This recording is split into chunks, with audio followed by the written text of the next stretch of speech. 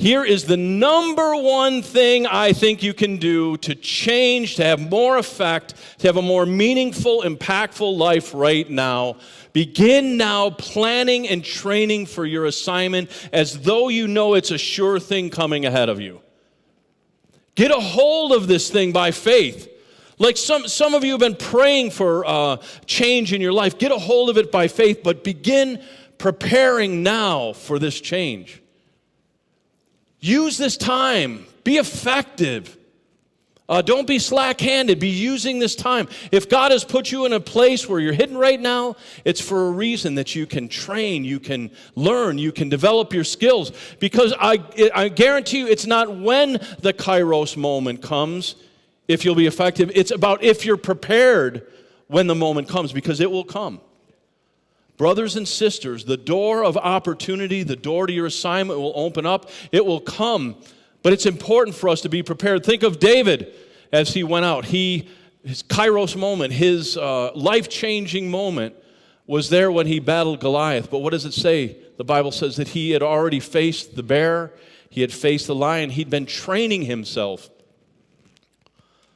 The second thing is condition your mind. Forgetting those things that are behind you and looking forward to those things which are ahead. I'll tell you the big thing that I think is important for us right now is to get clarity on the destiny that God is calling you into. It'll bring faith. It'll bring resonance into your life. Now, I know for many of you, you hear that phrase, we need to get clarity. Clarity is power. We preach about those things. But oftentimes, if I'm honest, I come to God, I'm like, God, I'm just not clear. I kind of have a general direction of what you're calling me to. I kind of have a general feeling, but I need clarity.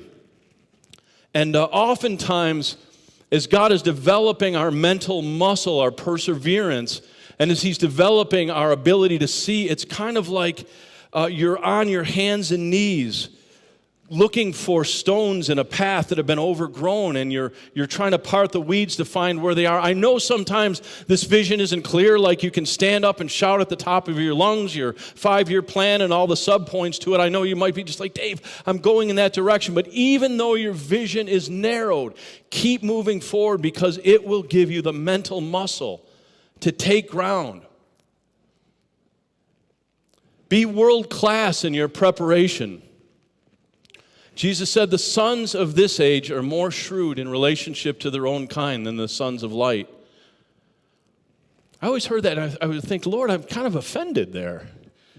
How are the people of this age more shrewd in relationship to their own kind? Then one day he said, I had a friend that was going to med school, and I remember talking to him as he would prepare for med school. I mean, sleepless nights as he did his residency, and all this time and energy and money that he put into preparation.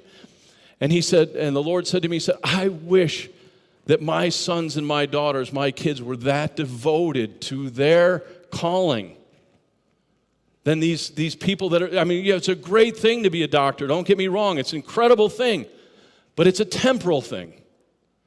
You, ladies and gentlemen in this room, have something so much more significant. You have the ambassadorship to the kingdom of heaven at your hands. In John 6:27, do not labor for food which perishes, but for food which endures to everlasting life, which the Son of Man shall give you. We are laboring for eternal things.